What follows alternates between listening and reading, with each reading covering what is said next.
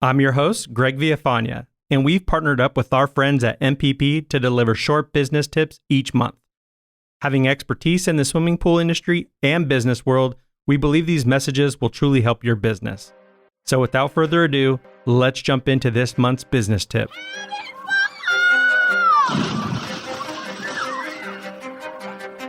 Welcome to your go-to podcast for the pool and spa industry. My name is Tyler Rasmussen. And my name is Greg Villafana. And this is the Pool Chasers Podcast. All right. Well, thank you so much, Nathan. Appreciate you taking the time to be with us on the show today. How you doing? Doing pretty good. Thanks for having me. Yeah. So can you introduce yourself to the listeners?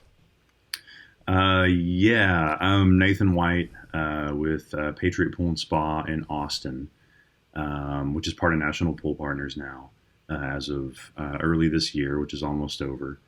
I've been a pool guy I call myself pool guy, for 21 years, which is about to be 22 in January. I never thought I would be in the industry for this long.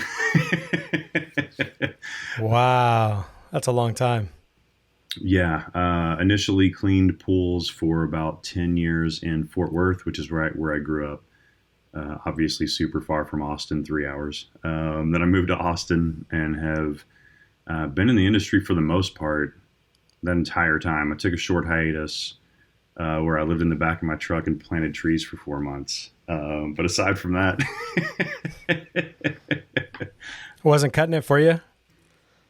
No, when I got to the Austin market, when I initially landed, I hopped around and I just wasn't finding like what I was looking for. I worked for some, decent companies, but for whatever reason, it just wasn't working for me. So I was like, all right, I'm going to take a break. And that was fun. Awesome. Well, glad you stuck around with pools because we need, all the people we can get. So today we're talking about, efficient meetings. So curious, why are you the best person to talk about this? I mean, you must be running a lot of efficient meetings with Patriot Pools if you're the one for this. So I'm currently in 5 meetings a week, which is just funny to me because I used to clean pools all day long, and I never at any point thought I was going to be running teams, managing meetings, anything like that. And I started off super slow, just teaching education stuff during a Monday meeting. Whenever I was working for Hal in the early days at Patriot, I would just realize that after 12, 15 years, I had enough experience that I could share things that didn't seem like a big deal to me, and I could educate people on years and years of content from being in the field. And that all of that information was super valuable. So I started off just sharing and teaching, which ended up being my passion. I realized I love teaching stuff. So that's how meetings started. And then we were looking for better formats. How can we have better meetings? How can we have better content? And then we settled on that, which I'm sure you've heard this book a million times, the Traction book with the EOS model. And they have a great meeting format. We stumbled through it for years. I think we've been using it for 4 years now. So I've got a lot of experience with it. I've got a lot of experience at being terrible at it, being really good at it, and everything in between. And it's a practice the whole way, and it's still a practice.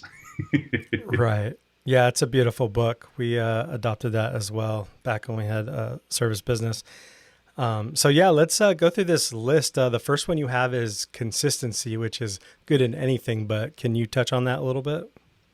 Yeah. One of the most common pitfalls of being in a service-based business is that everybody's busy all the time. And maybe that's every business, probably is. So that meetings can tend to get pushed around. If you don't do it consistently and you pick an exact time that you're going to do it and you honor that and do it repeatedly, it's not as important as all the other things that you do in a day. So consistency is huge. You just have to, I found that picking a day, picking a time, and doing it 99% of the time. There's maybe 1 or 2 out of the year that we skip, but the consistency has made it so that everybody actually understands that the meeting is important, and that also makes everyone show up with good content and engage. So that's kind of the deal with consistency. Yeah. Yeah, perfect. Love it. And the next one is punctuality. It's kind of important, right? The one thing everyone in the pool industry is historically bad at. Like to make an entrance. What can we say? Yeah. So punctuality, I'm not a huge stickler for, someone was late. Like if somebody's late, I'm not going to be the guy who's like pointing at my watch and going, what time do we get started around here and all that kind of stuff. I don't care about that at all. But when you pick a time for a meeting, and especially a leadership team, a management team, who in that meeting, everything that you do and how efficient you are in the meeting affects everything that happens for the rest of the company, right? All the people that you're supporting in the field. So something as simple as making sure that you show up on time, make sure that A, it's respecting everybody else's time in the room because we all agreed to meet up here at a certain time, but B, that all of that time allotted is getting used for the meeting. So, as opposed to like somebody's always 10 minutes late, what you end up doing is kind of small talking for 10 minutes until they get there. Whereas if everyone shows up on time, you're going to use that 10 minutes and possibly solve something that will help the rest of the company. Of cool ideas that you want to get done or issues that need to get solved. The time will be more efficient. Yeah. It's good for the team, right? Because somebody showing up late, seen it many times where it has an effect on different people on the team where they might resent another team member because it's like, hey, I did what I was supposed to. I got up on time. I got here. I fueled up the night before, whatever it is that they want to say, but it's hurting the culture when someone is dragging their feet and it seems to be the same one or the same people doing it all the time. So it's just one more thing that would probably help a culture is, being punctual. Totally right. It also builds resentment if someone's late consistently, and it shows up in a way that harms the meeting, where it's like people take that as, you don't care about the meeting, so why should I, right? And that's what you want to avoid, is that it turns into that.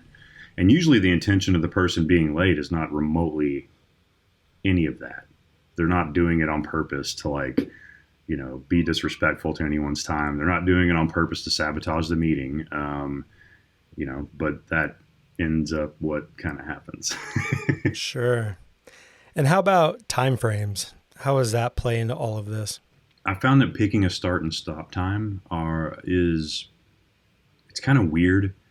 It's weird to pick a start and stop time, but we do it. Our leadership team meetings are 90 minutes. Our flex team meetings are 30 minutes. Our training team meetings are 25 minutes.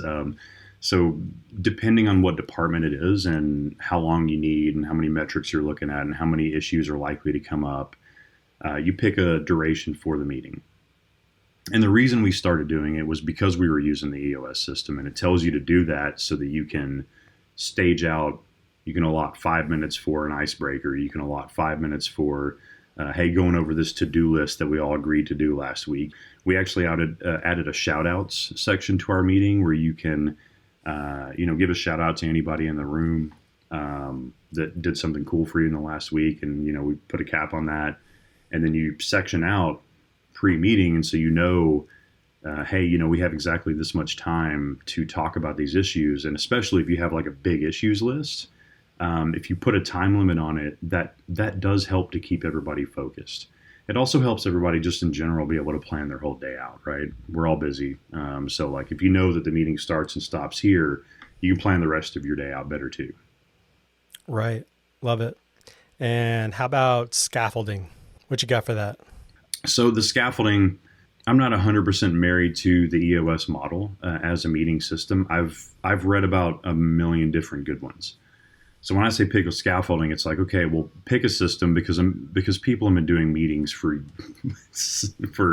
decades and decades and doing them badly and doing them well. So you can usually pick up a book, pick up a system, and find a structure for meetings, right? That makes sense for what you need to get done. We use the AOS one. It's got a great scaffolding. It's got scorecard, which is KPIs. It's got segue, which is just everybody checking in. It's got sections for everything so that you can organize the meeting out. And I'm guilty of doing this too. I'm actually thinking of some of the meetings that I do right now that I need to do better at using the scaffolding, where you fill it full of content, and maybe all the content is good, but you don't actually have sections of the meeting so that you can consistently, have better content and follow a system that you can actually give someone like an itinerary for, right? Where everybody knows what the sections are. Like, for example, when we randomly throw out does anybody have any questions? Nobody wants to ask a question. But if we add, hey, questions are going to be number 5 on the meeting every single week. After a couple weeks, all of a sudden, you're going to get 3, 4, 5 questions at every meeting because everybody knows it's coming up. They know there's a designated section for it. And they're going to spend the whole week, or maybe not the whole week, but they're going to spend some time going, hey, my idea has a place in this meeting and I know what the format is. So again, we chose the EOS system because, well, we read the book, it made sense. We tried it out and it had a great structure that we enjoyed. And it was hard to switch over to it. And that's why I say, indoctrinate your team to it, teach it. Because if you don't teach it and be consistent about the structure, and that the structure makes sense and has sections that you need, like scorecard, that's another word for KPIs, right? Like, every business needs to keep track of things like revenue, headcount, customer complaints, things like that. There has to be a section for things that make sense for you to have in the meeting. So EOS might not work for every company, but the sections that it has works for us. We've only added one. Some meetings we take out some sections if it doesn't make sense for the department. But yeah, having a good structure has been huge. And I go back to it. I'll go back to the basics and reread it and see, if meetings start to get a little loose or unproductive or feeling like we're not really solving things, I'll go back and I'll be like, okay, what are we doing wrong here? And I'll find that typically we've swayed from the structure and we need to get back in there and format it back out. That also helps teaching it to my team.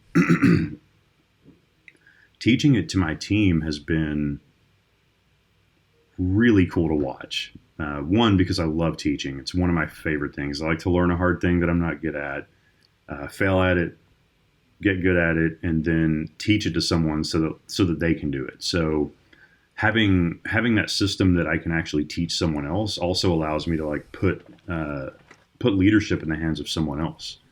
So I've been able to coach up multiple team members using the system. Well, hey, here's the system, here's how to do it. Now you can lead the meetings. It doesn't always have to be me. You can learn leadership skills. You can have agency over how the meeting goes. You can input more of your ideas. And I just love that. Back to the teaching thing. It's just one of my favorite things. Nice. Love it. So I have to ask too, is this just for a management meeting, or is this how a meeting might be conducted with, the service team as well? We do it. So the flex team is a service team. The repair team is a service team meeting that we do. So we actually have, following the system well, we have 2 field teams that use it, and we have 2 office teams that use it. So management teams. There's always a manager in each of the team meetings. But yeah, we do use it for field techs. And as I was kind of realizing earlier, on the meeting that I do with the cleaning team, especially this year, I haven't been historically good at following the system that well. So that's what I was sitting here thinking. I'm like, man, I need to go back to this thing and restructure the main meeting of the cleaning team and get better at doing this. So it's a practice. But yeah, this system can be used for every single team, from branch manager, which is my position, to the repair managers, to the route managers, flex managers, finance team, repair techs, flex techs, cleaning techs, green to clean turnaround techs. Like every department can use this system, and can kind of tailor it for whatever makes sense. Yeah.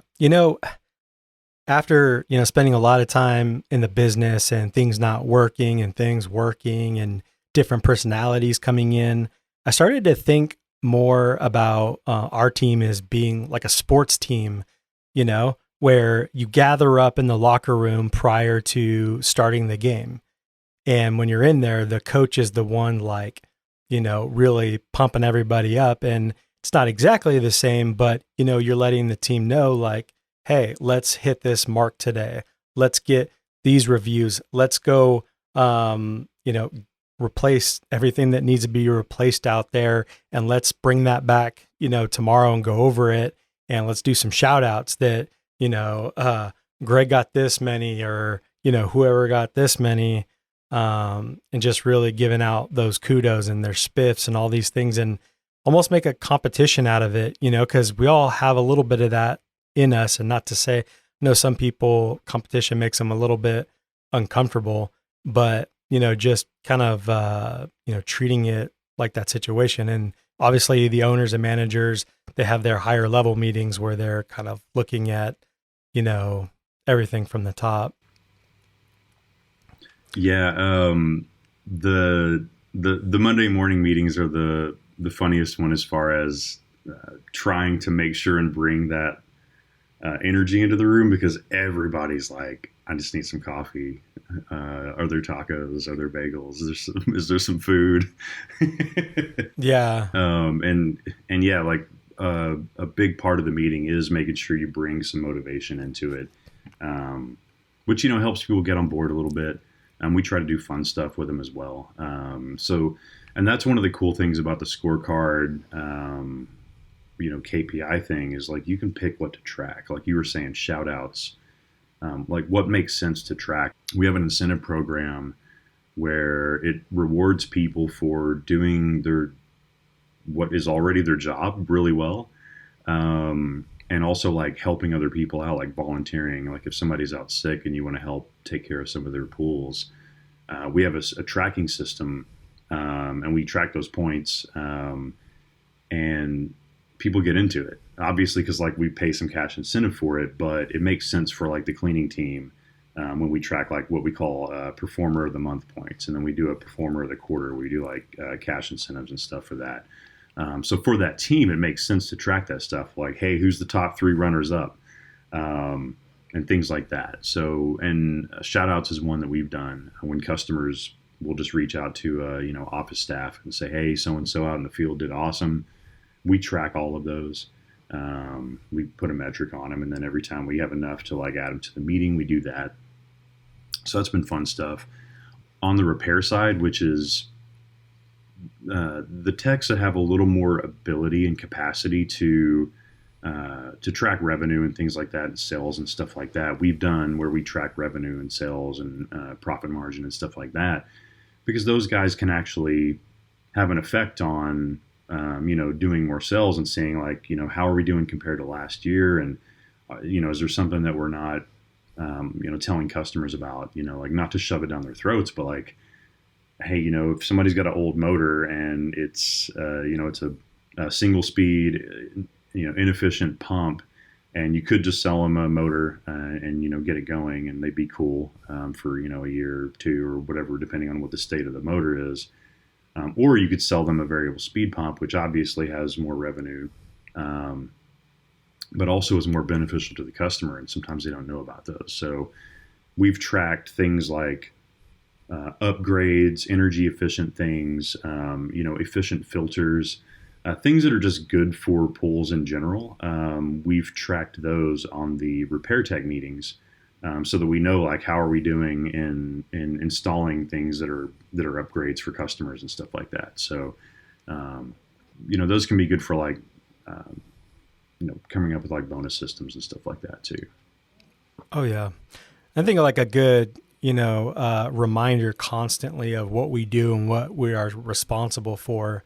I worked almost 10 years for the Department of Defense, and every morning you have, like a morning muster. And if you completed some type of education that you did on your own, after hours, which the DoD supplied this education program, you would get noticed and you would get your certificate. And it would be reminded every day that everything that you do, every pallet moved, every Humvee that leaves the craneway, every 777 howitzer gun that goes out is going to the men and women over in Afghanistan at this time. So it was important that every single thing that we do is perfect, and we take pride in what we do. And it's hard for people to grasp that, because it's like, it's just pools. It's not just pools. Like, pools change people's lives. You know what I mean? If you're getting exercise, or you're bonding with your father, your son, your daughter, or your mother, you're having parties, you're doing all of these things, you're making memories. Like, most technicians never get to really experience a pool that maybe some of us have. I think it's important to figure out how a team can go experience a pool, but constantly remind them that, dude, we are a part of a beautiful industry, and you get to take care of like this little gem that we have. Like, let's not screw things up. Let's be serious, and let's take our job serious every single day. And just because I think some people might not always want to hear, especially techs, probably don't want to hear about KPIs and other, things like that, even though it really is important to, look at the data, but really kind of getting it through to them that what they do is important. It's not some bullshit job, and you should be proud of it. But sometimes, owners or leaders don't do such a good job of reminding them of what it is that they're doing. Yeah. So the other one you have here is getting feedback and listening, taking notes. You want to touch on those two? Yeah. One of the fun things about running through the meeting formats is there are sections that just feel like we're talking and hanging out. And it's one of my favorite parts of the meetings and of the quarterly days and things like that, is the entire time I'm doing these, fun icebreakers and getting to know people, and we're just kind of like talking, and we have time allotted for it, so it's fine. But what I'm doing the entire time is taking notes. I'm like mining for content, right? Because people don't tend to at work naturally, like, unless it's just your hard wiring where you're like, hey, I got this cool idea. Hey, listen to me. Like, right. Like, there are totally people like that, and that's awesome too. But most people, for a bunch of reasons, even if they have a cool idea, maybe they think that, if they share it, like, no one's going to listen, or it doesn't matter. But these sections of the meeting where we have these icebreakers and things, and people start talking, and then I'll suddenly find out that, like, somebody has this really cool idea, and they casually mention it in between something else, where they're kind of like acting like it's not even, like they're not sharing it or something, and then they'll quickly go back to the other thing, and I'm like, oh, that was a cool idea. We'll circle back to that. Having that format of time where everybody just gets to know each other creates like a much better culture in the meeting. So everybody starts to get a little more comfortable. You start to share things about each other that you didn't know. There's always like kind of this weird little, like, leading up to a segue or an icebreaker, everybody's kind of like the horse, like putting its hooves out, like, going up to the cliff, like nobody wants to do it. And then as soon as like everybody starts doing it, and they're sharing things from their weekend or something from their family or something their friend did, every single time somebody learns something about the person they're working next to every single day for hours and hours and hours that they had no idea about. Every single week it happens. In every single meeting. So that's a fun thing to watch, is seeing that culture just get created organically out of like having icebreakers and having segues and things where people are like sharing, well, hey, how was last week, and things like that. And it's awesome whenever you can get employees engaged like that, where they feel like they want to share personal things with you, in a meeting format, or they want to share their ideas that they come up with or anything like that. That's like gold, right? To have that, to be in that moment of people like are actually, they give a shit and they want to share stuff with you. That's when you got to, like, as a leader, like, that's when you turn your ears on and like shut up for a minute and like take notes, and really listen. Whether or not the initial ideas are awesome or not, you've got someone engaged who's like starting to buy in, who's like sharing things with you at work. And that creates all kinds of cool stuff. It creates a better culture. It creates more buy-in, more engagement, people who care. So yeah, that's a big one for me. I love that stuff. Love it. Love everything you're saying here, Nate. Did you have anything else you wanted to share with the listeners before we close this out? I could probably talk about good meetings forever, because I have, and I still do have meetings at least once a week where I feel like, if I was watching this meeting, I would be bored. And I kind of judge them pretty harsh, because I always want our meetings to be really engaging and valuable. I always want to respect everybody's time. So like, there's always a meeting every week where I'm like, man, I should have done better. Right. And that probably comes from like being part of a bunch of companies where like the meetings sucked.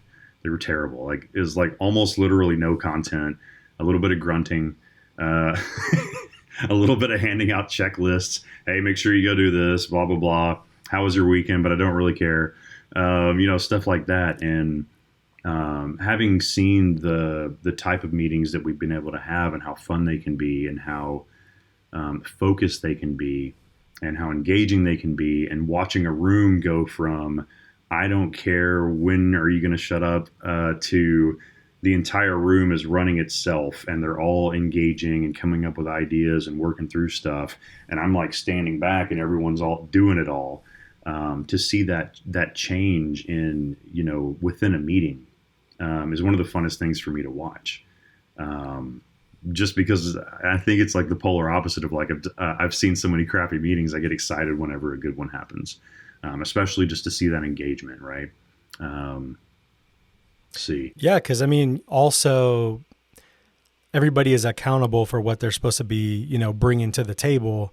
And if you got a bunch of A players, and a lot of people don't, talk about what they do, but if you can bring that, each week, of what you accomplish, because it's like, oh, let's talk to HR, or let's talk to the service division, how many incidences do we have? And it's, half of what it was the week before, or whatever it may be. Those are huge wins, and people, you should leave a meeting like pumped up, like you want to make a difference. And that's part of it, right? Yeah. Yeah.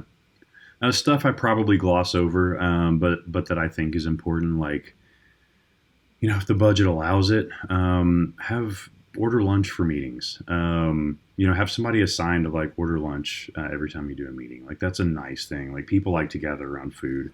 We love holidays. We got Thanksgiving and Christmas. Most of our American holidays, we're all gathering around a table and stuffing our faces and eating food, drinking coffee and stuff like that. So like, we like to do that, right? So, we always do either tacos and coffee or bagels and coffee or something like that. The Monday meetings, we order lunch if it's a lunchtime meeting.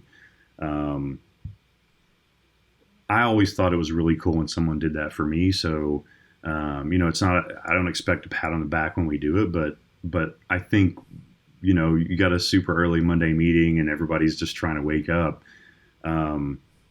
Even me, like, I'll be driving in on a Monday meeting and I'll usually like maybe swing by and grab coffee or make some at the house. And I'm like, oh no, there's going to be coffee at work. And there's going to be food. So like, I'm just going straight to work. That's a pretty cool thing. So, if budget allows it, like, get food for the meetings. So everybody can like, not be thinking about food, or if, get coffee so they're awake and they're not thinking about when am I going to eat, my stomach hurts or whatever. We do fun things too. One of my favorite ones is we do a quiz about the meeting at the end of the meeting for cash prizes. That's a good one. It like makes people pay attention way better. And then it's always just funny because like you don't even have to think up quiz questions that are like amazing. If you announced like, hey, we've got new fleet services today, make sure and pick up your card over at the taco table. One of the questions of the meeting will literally be that, and somebody will win like some money if they like paid attention. And it also repeats the meeting content, which back to that teaching thing, I'm always super into learning. And there's all kinds of studies about like how many times a person has to hear a thing before they actually remember it. And as a dude with like terrible memory, like that's cool stuff. So having a quiz about the meeting at the end where like, you know, all that content's getting repeated, most likely there were like half the people in the room didn't remember that thing. And whenever they saw like, hey, money, hey, somebody else is saying it, they suddenly remember it. So that totally happens too, to some degree. So that's pretty cool stuff to do. Awesome. Well, thank you so much, Nate. Really appreciate you being with us on the show. Yeah, man. Thanks for having me. Thank you so much for listening. If you'd like to learn more, you could hit the link in the show notes below or visit poolchasers.com. If you'd like to learn more about MPP, visit go-mpp.com. See you out there, pool chasers.